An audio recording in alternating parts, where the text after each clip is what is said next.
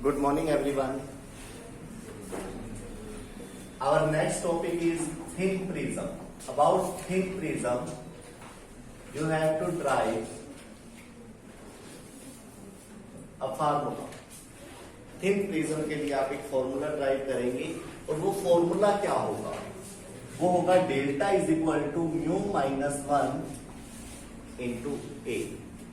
Here delta is angular dispersion or sorry minimum deviation. ठीक है, deviation you can say, not minimum deviation. Mu is refractive index and A is angle of prism. ठीक है, तो ये formula भी आपको क्या होना चाहिए, आना चाहिए. कब? जब प्रिज्म कैसा हो, थिन प्रिज्म हो, पतला प्रिज्म. ठीक है, तो नोट करिए इसके लिए. We know that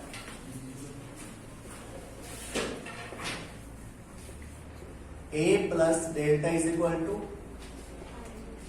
I plus E. ठीक है, इसके अंदर स्नेल्स लॉ अप्लाई करिए. स्नेल्स लॉ, प्रिज्म का वो डायग्राम है ना आपके पास, उस डायग्राम से आप स्नेल्स लॉ अप्लाई करेंगे. क्या था वो formula? Mu is equal to sine I upon sine R1. First phase के लिए, रेयर टू डेंसर के लिए म्यू 1 से म्यू 2 में जा रही थी जब रेयर, यही होगा. Mu is equal to sine I upon sine R1. और सेकंड केस में क्या होगा? Mu is equal to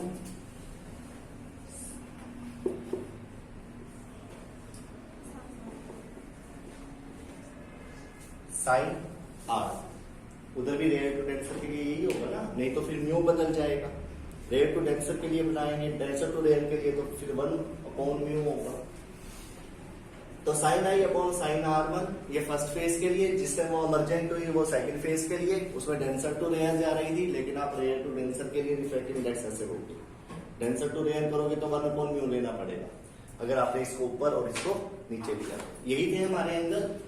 first angle क्या था? इंसिडेंट एंगल आई, फिर R1 बना था, फिर R2 और फिर एमरजेंट एंगल. ठीक है, इसके अंदर for very small angle, thin prism है ना, थिन प्रिज्म है तो क्या होगा, ये साइन खत्म हो जाएगी. आई इज इक्वल टू क्या हो जाएगा? म्यू R1 क्रॉस मल्टीप्लाई करेंगे साइन के साथ, जो भी एंगल गिवन है वो क्या हो जाएंगे, साइन आई अप्रोक्सीमेशन में इक्वल टू किसके हो जाएगा, आई की. साइन R1 अप्रोक्सीमेशन में इक्वल टू किसके हो जाएगा, R1. इसी तरह से साइन E अप्रोक्सीमेशन में इक्वल हो जाएगा E के, और साइन R2 ये किसके इक्वल हो जाएगा, R2. तो यहां से आपके पास आ जाएगा I is equal to mu R1, और इधर से आ जाएगा E is equal to mu R2. Cross multiply करके आप ये कर सकते. उसके बाद इक्वेशन फर्स्ट पुट कर दीजिए इसमें ये value. A plus delta is equal to, instead of I you can write mu R1, instead of E you can write mu R2. Mu क्या आ जाएगा यहां से कॉमन, क्या आ जाएगा ब्रैकेट में, R1 प्लस R2. इधर क्या होगा, A plus delta mu. R1 plus R2 किसके इक्वल होता है, एंगल ऑफ प्रिज्म. यही था ना कल वाले आर्टिकल में, प्रिज्म का जब रिफ्लेक्शन कर रहे थे आप, उसमें R1 प्लस R2 किसके इक्वल था, A के. ठीक है, not area, angle of prism. तो यहाँ पे आप लिखेंगे म्यू A, यहाँ पे डेल्टा, इस A को इधर ले आइए, और यहां से delta is equal to A common ले लीजिए, क्या आ जाएगा. लेकिन ये कंडीशन किसमें होगी डेविएशन निकालने के लिए, सिर्फ जब प्रिज्म का एंगल कह लो या प्रिज्म कैसा हो, थिन. ठीक है, थिन प्रिज्म होना चाहिए. तो जो डेविएशन है वो डिपेंड किसके ऊपर करती है, एंगल ऑफ प्रिज्म और रिफ्रैक्टिव इंडेक्स. क्वेश्चन वैसे भी आ सकता है कि जो प्रिज्म है वो जो डेविएट करता है लाइट को, वो किसके ऊपर डिपेंड करता है.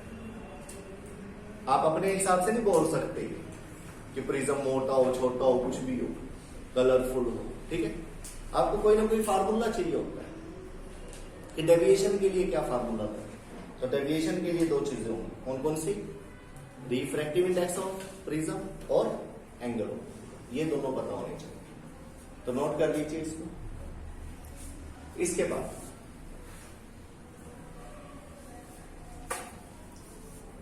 एंगुलर डिस्पर्शन, एंगुलर डिस्पर्शन छोटे छोटे आर्टिकल है ये, जो पता भी होने चाहिए, पेपर में कभी भी आ जाते हैं। उससे पहले है cause of dispersion. Dispersion of light आपने 10th में पढ़ा था, वैसे तो आपको हल्का सा बता दिया गया था ये, फिर भी एक फार्मूला आपको बता देता हूं मैं। डिस्पर्शन ऑफ लाइट के बारे में आप 10th क्लास में पढ़ चुके हो। कितने कलर्स ऑफ लाइट होते हैं वाइट में? 7। कौन कौन से? विबग्योर। सबसे ज्यादा वेवलेंथ किसकी होती है? रेड की। रेड की वेवलेंथ सबसे ज्यादा होती है ना? Wavelength of red colour is very large comparatively violet. Violet की जो वेवलेंथ होती है वो कम। वेवलेंथ किससे? लैम्डा से लिखते हैं। अब इसके अंदर जो क्वेश्चन बनता है वो है cause of dispersion. Cause of dispersion, भाई डिस्पर्शन होता ही क्यों है? डिस्पर्शन जो व्हाइट लाइट है उसके अंदर जो 7 कलर्स ऑफ लाइट थे उसमें बटा ही क्यों हो? क्योंकि डिफरेंट कलर्स और डिफरेंट वेवलेंथ की वजह से। इसकी वजह से डिफरेंट लैम्डास या फिर डिफरेंट वेवलेंथ की वजह से। Wavelength. Refractive index of prism, mu जो है प्रिज्म का, वो क्या होता है? उसके लिए फार्मूला कल आपने निकाल दिया। लेकिन अलग अलग वेवलेंथ की लाइट के लिए वो जो प्रिज्म का रिफ्रैक्टिव इंडेक्स है वो अलग अलग वैल्यू का होगा। समझिए दोबारा से क्या बोल रहा हूं मैं, कि आप एक प्रिज्म का रिफ्रैक्टिव इंडेक्स तो निकाल लेते हो, एक तरह से वो तो व्हाइट लाइट के लिए हुआ। किसके लिए हुआ? लेकिन व्हाइट लाइट के अंदर जो 7 कलर्स ऑफ लाइट थे उन सब के लिए म्यू की जो वैल्यू होगी वो क्या होगी? डिफरेंट होगी। अगर म्यू डिफरेंट होगा तो डेल्टा क्या होगा? डिफरेंट होगा। यस और नो? डेल्टा भी क्या होगा इन सब के लिए? डेविएशन। अभी तो फार्मूला करा आपने, डेल्टा इज इक्वल टू क्या पढ़ा है? अभी तो पढ़ा है कि म्यू डिफरेंट, डेल्टा डिफरेंट। अगर लैम्डा अलग होगा, लैम्डा सबका अलग है, रिफ्रैक्टिव इंडेक्स सबका अलग होगा और डेविएशन भी सबका अलग होगा। This is the cause of dispersion. जैसे ही व्हाइट लाइट जाती है और वो कोई कम डेविएट हो रही है, कोई ज्यादा डेविएट हो रही है, यही था ना? डायग्राम थोड़ा सा और क्लियर बना दो। एक व्हाइट लाइट आएगी, इस तरह से डेविएशन, कोई कम डेविएट करेगी, किसी की डेल्टा की वैल्यू कम होगी, किसी की ज्यादा। ये कौन सा कलर होगा? रेड। सबसे बड़ी गलती यहां पे करते हैं। और ये वेवलेंथ किसकी ज्यादा है? कम किसकी है? और इसके ऊपर क्वेश्चन भी बताए थे मैंने। वेवलेंथ अगर कम है तो स्कैटरिंग भी ज्यादा होगी। क्या होगी? मोर स्कैटरिंग। स्काई ब्लू कलर का दिखेगा। ये सारे क्वेश्चन आपको 10th क्लास में करवा दिए गए। अब बात आ जाती है कि रेड कलर की वेवलेंथ ज्यादा है, वॉयलेट की कम है। लैम्डा ज्यादा होने से डेविएशन क्या हो रहा है? कम हो रहा है। डेविएशन क्या हो रहा है? कम हो रहा है। म्यू की वैल्यू कैसी होगी? डेविएशन अगर कम हो रहा है तो म्यू कैसा होगा इसके लिए? इस केस में म्यू की वैल्यू कम होगी, ज्यादा होगी? कम। ये तीनों चीजें दिख रही है आपको, लैम्डा, म्यू और डेल्टा। लैम्डा, म्यू और डेल्टा दिख रही है, कोई डाउट तो नहीं? डेल्टा का म्यू से रिलेशन पता लग गया। लैम्डा ज्यादा होता है, डेविएशन कम हो जाता है। इनके बीच में तो नहीं रिलेशन पता आपको लैम्डा और म्यू के? लिखिए कौची फॉर्मूला, डायरेक्ट करना है ये आपको। क्या बताया था इसमें? म्यू इज इक्वल टू, एक इक्वेशन दे रहा हूं आपको, endless equation, A plus B upon lambda square plus C upon lambda 4, जैसे वो नहीं चलते थे बाइनोमियल वगैरह वगैरह, प्लस वन, इस तरह से इक्वेशन। लेकिन आप आगे आगे जैसे वैल्यू जाती रहेगी ये बहुत कम होता चला जाएगा, इग्नोर कर दो। क्या याद रखना है? इसको भी छोड़ो, क्या याद रखना है? जो म्यू होता है वो inversely proportional to lambda square या लैम्डा, याद रखो। क्या मतलब हुआ? अगर वेवलेंथ ज्यादा हुई तो म्यू कैसा होगा? कम होगा। म्यू कम हुआ तो डेल्टा कैसा होगा? तो ये चीज आपको, ओके। और जैसा कि मैंने पहले भी आपको कहा था कि डेल्टा, म्यू, लैम्डा जो भी है ये सारे आ गए हैं। और एक चीज और थी आपके पास, वो क्या था? 1/f is equal to mu minus 1, 1/r1 minus 1/r। यहां से भी आपके पास एक चीज है, वो क्या है? फोकल लेंथ और म्यू, रिफ्रैक्टिव इंडेक्स। तो फोकल लेंथ को भी यहां पे ही बता दो इसके साथ।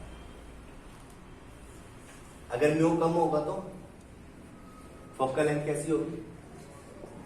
7। ये चारों चीजें आपको इंस्टेंट एक ही टाइम पे पढ़नी आनी चाहिए। जरूरी नहीं है आपको कलर्स ऑफ लाइट दी जाए, जरूरी नहीं है ना। क्या पता रिफ्रैक्टिव इंडेक्स अलग अलग दे दे, क्या पता फोकल लेंथ अलग अलग दे दे, कुछ भी हो सकता है।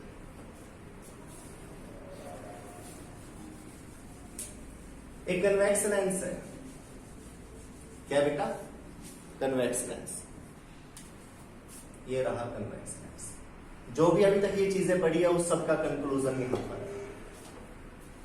जो भी अभी तक पढ़ाया ना मैंने, अभी तक आपको बताया, ये है कोई कन्वेक्स लेंस। आपको भी पता है ये μ1, ये μ2 और ये μ1। रिफ्लेक्टिव इंडेक्स होगा कोई ना कोई, इसका होगा। चलो म्यू ले लिया इसका रिफ्लेक्टिव इंडेक्स, ऐसे देखते थे μ2 अपॉन μ1, ठीक है।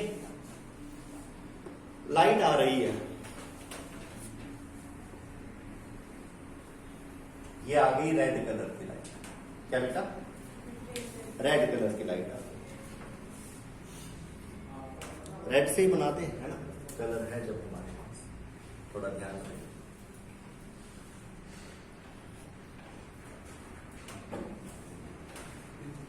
ये रेड कलर की लाइट है। और एक वॉयलेट बना लेते हैं, वॉयलेट कलर की लाइट।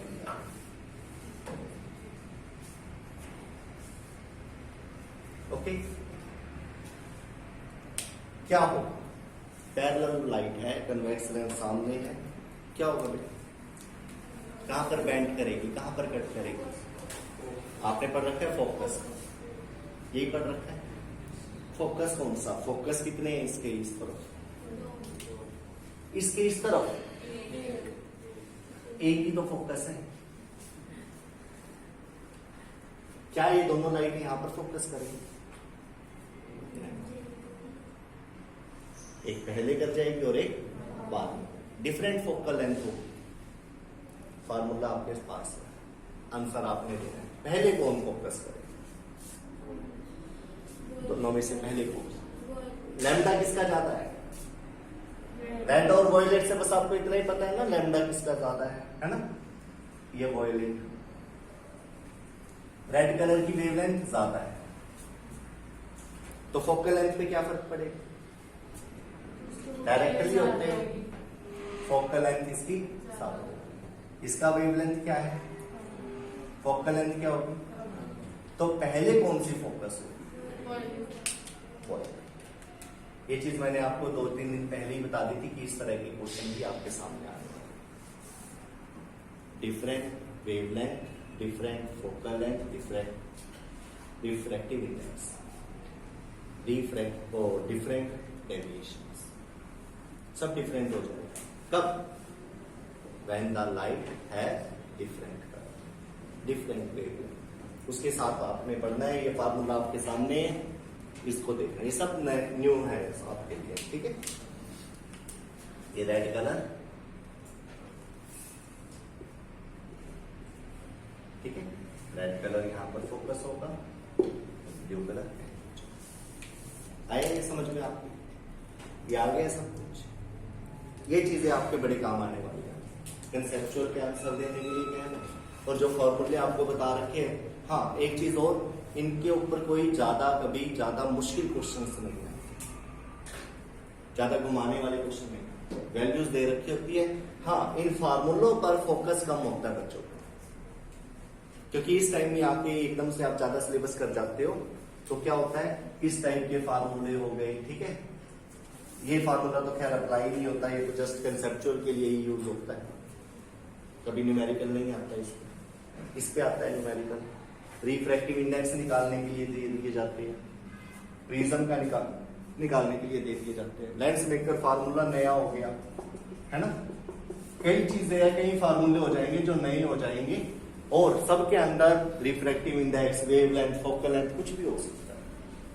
तो इसलिए थोड़ा सा पजल हो जाते हैं। तो आपने क्या करना है, इनके लिटिल बिट क्वेश्चंस साथ के साथ करते जाओ, ठीक है। नाउ लेट अस सी एंगुलर डिस्पर्शन। एंगुलर डिस्पर्शन क्या होता है कि इसके अंदर जो व्हाइट कलर्स की लाइट होती है, डिस्पर्स होती है रेड और वोयलेट कलर में, आप उनके डेविएशन, जो एंगल ऑफ डेविएशन है उसका डिफरेंस लेंगे। क्या लेंगे? डिफरेंस। डिफरेंस ऑफ किसका? रेड कलर के डेविएशन का और वोयलेट कलर के। You know very well, diagram में आपको पता है एक व्हाइट लाइट है, इस तरह से क्या होता है, ये रेड कलर होता है सबसे ऊपर और ये वोयलेट, और ये क्या होता है, नॉर्मल के साथ एंगल बनाते हैं, ठीक है। सॉरी नॉर्मल कह रहा हूं, इमरजेंट इंसिडेंट रे के साथ इसका एंगल कितना होगा, डेल्टा आर, और इसका एंगल कितना होगा, डेल्टा। ये आपके इमेज करना पड़ेगा आपको कि जो रेड कलर है वो भी इमरजेंट रे है और वोयलेट कलर की जो लाइट है वो भी इमरजेंट रे है। इमरजेंट रे इंसिडेंट रे के साथ जो एंगल बनाते हैं उसको क्या बोलते हैं, डेविएशन, डेविएटेड एंगल।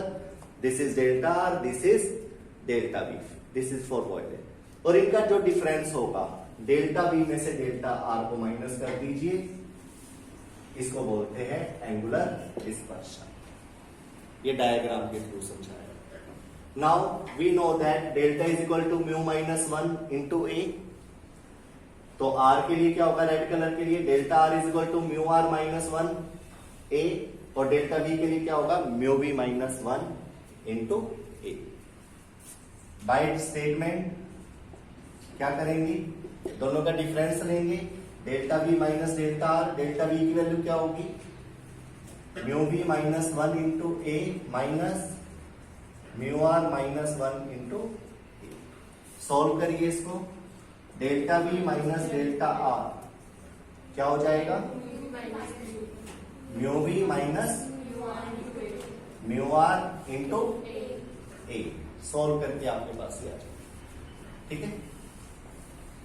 तो एंगुलर डिस्पर्शन किसके ऊपर डिपेंड करता है, इनके डिफरेंस ऑफ रिफ्रैक्टिव इंडेक्स और एंगल ऑफ प्रिज्म, ठीक है। छोटा सा टॉपिक है ये, इसको ध्यान रखिए, ओके। इसके बाद जो बात मैं आपको कह रहा था वो देखिए, जैसे ये प्रिज्म है, रेड कलर, वोयलेट कलर, अलग अलग इनके डेविएशन, अलग अलग रिफ्रैक्टिव इंडेक्स होगा इनका, है ना। अलग अलग क्यों, अलग अलग क्यों, यहाँ पे अलग रिफ्रैक्टिव इंडेक्स, यहाँ पर फोकल लेंथ भी अलग अलग हो जाएगी अगर ये लाइट लेंस में से पास होती है। लैम्डा इनका अलग अलग पहले से, वेवलेंथ भी अलग अलग। आगे जो क्वेश्चन आएंगे आपके पास, कुछ क्वेश्चन आपको बोर्ड के लिए करने पड़ेंगे, और वो क्या है, TIR के क्वेश्चन होते हैं। TIR मतलब total internal reflection. Total internal reflection क्या होता है उसमें, आपने कोई लाइट डाल दी इसमें, ये लाइट डाल दी इसमें, ये नॉर्मल बना दिया, ये लाइट तीन काम कर सकते हैं, यहां पे तीन केस हो सकते हैं। या तो ये इसके अंदर एंटर करेगी, या ग्रेजिंग करती हुई इसके ऊपर सरफेस पर चलेगी, या फिर जैसे ये टकराई है टकरा के रिफ्लेक्शन कर जाएगी। ये तीन केस बनेंगे और ये डिपेंड किस पे करता है, क्रिटिकल एंगल, रिफ्रैक्टिव इंडेक्स पर, यानी कि mu is equal to 1 upon sine I. ये फार्मूला पता है ना, mu is equal to 1 upon sine आई।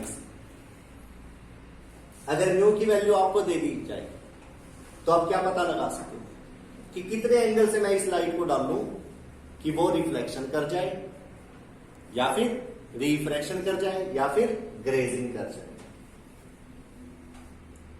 सोच कर देखिए, म्यू की वैल्यू कितनी करी जाए, म्यू की वैल्यू 2 पुट करना, क्या आ जाएगा, आईसी कितना आ जाएगा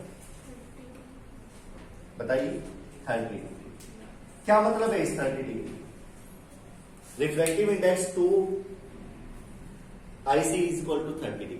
इस प्रिज्म का आपको म्यू मिल चुका है, म्यू कितना है 2 और क्रिटिकल एंगल कितना है 30 degree. What does it means, क्या मतलब है इस 30 डिग्री और 2 का, आईसी की वैल्यू 30 डिग्री, अगर 30 डिग्री से ज्यादा हुआ तो इंसिडेंट एंगल ये 40 डिग्री हुआ तो क्या होगा, TIR अप्लाई हो जाएगा, यानी कि ये लाइट अंदर नहीं जाएगी, ना ग्रेजिंग करेगी, ये लाइट क्या हो जाएगी, अगर ये लाइट 40 डिग्री से एंटर करती है तो क्या होगा, इस तरह से ये पाथ होगा इसका, टोटल इंटरनल रिफ्लेक्शन, यही होगा, कोई डाउट नहीं। अगर कम हुआ तो 25 डिग्री हुआ तो ये अंदर चली जाएगी, अगर 30 हुआ तो फिर ग्रेज करती हुई चलेगी B to A इस सरफेस, यही मतलब है इसमें। आपने म्यू को तो आईसी से पढ़ लिया, आई की वैल्यू कम भी हो सकती है आईसी से और आई की वैल्यू ज्यादा। अगर म्यू की वैल्यू दे दी जाए, रिफ्रैक्टिव इंडेक्स की वैल्यू दे दी जाए कि रिफ्रैक्टिव इंडेक्स 2 से कम है, अब क्या होगा, TIR होगा या नहीं,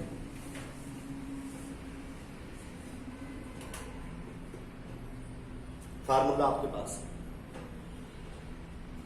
बट अब आपको कैसे स्टडी करना है, म्यू से स्टडी करना आना चाहिए। आई से तो आपने कर दिया, आईसी से कम है, आईसी से ज्यादा है, तो आप ये बना दो, ये वाला केस होगा, रिफ्लेक्शन होगा या रिफ्रैक्शन होगा या ग्रेजिंग होगा। अब मैं क्या कह रहा हूं, अगर आपको म्यू पता लग जाए तो हर लाइट की वेवलेंथ अलग अलग, रिफ्रैक्टिव इंडेक्स अलग अलग बन जाएगा उसमें।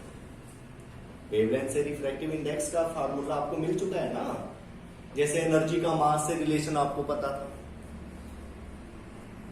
ठीक है। तो इसमें क्या होगा, अगर म्यू की वैल्यू लेस देन 2 कर दे तो जो लाइट एंटर कर रहे हैं TIR होगा या नहीं होगा, बताइए, नहीं समझे, ये देखिए, if I is less than IC क्या होगा, I is less than IC, reflection या रिफ्लेक्शन, रिफ्लेक्शन। लेकिन IC और I म्यू के क्या है, रेसिप्रोकल, इसमें उल्टा हो जाएगा। अगर म्यू आपका म्यू सी लगा लेते हैं इसको म्यू सी नाम दे, तो ये एक ऐसा रिफ्लेक्टिव इंडेक्स है, इससे कम ज्यादा और इक्वल है तो तब भी हम TIR जनरेट कर लेंगे अपने। तो अगर म्यू की वैल्यू म्यू सी से कम है तो क्या होगा, इससे उल्टा करना, म्यू सी अभी भी जाता है, अब क्या होगा, बोलिए, इनइक्वालिटी का यूज करके। जो रेसिप्रोकल के लिए बात थी वो इसके लिए तो नहीं होगी, डायरेक्टली प्रोपोर्शनल तो नहीं है। अगर इसमें अगर म्यू कम हुआ, म्यू से ज्यादा हुआ तो क्या होगा, इसका मतलब क्या होगा, यही होगा इस फार्मूले के अकॉर्डिंग। अगर आप म्यू से नहीं कर सकते तो उसको आई और आईसी में ले जाना, यही तो कह रहा हूं। चलो इसको भी छोड़ो, अगर लैम्डा को लेकर आ गया तो म्यू और लैम्डा क्या है आपस में, इनवर्सली। जो म्यू लेस के लिए काम कर रहा है वो लैम्डा ग्रेटर के लिए करेगा, यानी कि लैम्डा सी और लैम्डा। अगर लैम्डा ग्रेटर हुआ तो क्या होगा, समझे। थोड़ा कंफ्यूज हो सकते हो, लेकिन आप मैथमेटिक्स की इनइक्वालिटी का ध्यान रखकर करेंगे। देखो आई से आईसी वाले में कोई डाउट नहीं, आईसी से अगर कम हुई आई की वैल्यू तो क्या होगा, रिफ्रैक्शन। लेकिन म्यू के केस में क्या हो जाएगा, उल्टा केस पड़ेगी। म्यू अगर कम है, सॉरी हाँ, म्यू अगर कम है और म्यू से ज्यादा है तो टी आई आर, और अगर ऐसे हुआ तो ये रिफ्रैक्शन को ही फॉलो करेगा, रिफ्रैक्शन को ही फॉलो करेगी ना ये कंडीशन अब। लेकिन म्यू की जगह अगर लैम्डा लगा दिया तो ये देखो 1 लैम्डा सी लेस देन 1 लैम्डा। उल्टा करिए इसको, क्या हो जाएगा, लैम्डा सी ग्रेटर देन लैम्डा। इनइक्वालिटी, कुछ चीजें डायरेक्टली प्रोपोर्शनल होती है तो कुछ इनवर्सली। इनवर्सली में क्या होता है, रिजल्ट बदल जाता है। जो आप आई और आईसी के लिए पढ़ रहे हो, मैं कह रहा हूं कि इन फार्मूलों का यूज करके आप म्यू के लिए भी पढ़ना उनको, और वेवलेंथ लैम्डा के लिए भी पढ़ना, और फिर फोकल लेंथ के लिए भी पढ़ना। क्योंकि चारों को अगर लाइन में लेकर चलोगे तो ही आप इनके आंसर दे सकते हो। आई और आईसी के लिए आ गया क्वेश्चन तो सिंपल होगा वो, लेकिन रिफ्रैक्टिव इंडेक्स देकर पूछ लिया तो मुश्किल बन जाएगा। ऐसा ना, रिफ्रैक्टिव इंडेक्स देकर पूछ लिया तो मुश्किल बन जाएगा, वेवलेंथ देकर पूछ लिया तो और मुश्किल बन जाएगा। क्योंकि अगर वो आईसी को कंपेयर नहीं कर सकता म्यू से और लैम्डा से, वो आंसर नहीं दे पाएगा। उसकी वैल्यू तो लैम्डा में पड़ी हुई है सारी क्वेश्चन के अंदर, या रिफ्रैक्टिव इंडेक्स की फॉर्म में पड़ी हुई है, तो वो क्रिटिकल एंगल से कैसे दे सकता है। क्रिटिकल एंगल से रिफ्रैक्टिव इंडेक्स लेना आना चाहिए। वो रिफ्रैक्टिव इंडेक्स की इससे कम और ज्यादा वैल्यू होगी तो क्या होगा, टीआईआर, ग्रेजिंग या रिफ्रैक्शन, कुछ भी हो सकता है। तो वो स्टडी करना आना चाहिए। अभी तक आपको सिर्फ इस चीज के ऊपर फोकस करना है। लेकिन अगर आपको आई और आईसी आ गया तो क्या कर सकते हो आप, म्यू और म्यू सी के लिए पढ़ सकते हो, लैम्डा और लैम्डा सी के लिए भी पढ़ सकते हो। फोकल लेंथ का भी पता लग जाएगा। कहने का मतलब है जरूरी नहीं है ऐसे लाइट, ये रेड कलर की लाइट है, ठीक है, और इसी तरह से आपने एक ग्रीन कलर की लाइट भी भेज दी, तो जरूरी नहीं है दोनों इसके अंदर से पार हो जाएंगे। कोई पार होगी तो कोई रिफ्लेक्शन भी हो जाएगी। वो डिपेंड करता है इनके क्रिटिकल एंगल पर। क्रिटिकल एंगल बदल जाएगा इनका, कोई क्रिटिकल एंगल किसी का कुछ होगा और किसी का कुछ होगा। यस और नो, इंसिडेंट एंगल अलग हो गया, वेवलेंथ अलग है इसकी, तो क्या हो जाएगा, इंसिडेंट एंगल भले ही से वेवलेंथ अलग अलग है, वेवलेंथ अलग अलग होने का क्या मतलब होगा, रिफ्रैक्टिव इंडेक्स अलग, रिफ्रैक्टिव इंडेक्स अलग होने का मतलब क्या, क्रिटिकल एंगल अलग हो जाएगा। ठीक है, तो अलग अलग कलर की लाइट की अलग अलग वेवलेंथ होती है, और अलग अलग वेवलेंथ से आपको ये TIR टॉपिक भी करना है। ठीक है, तो इन चारों रिलेशंस को अच्छे तरीके से करना।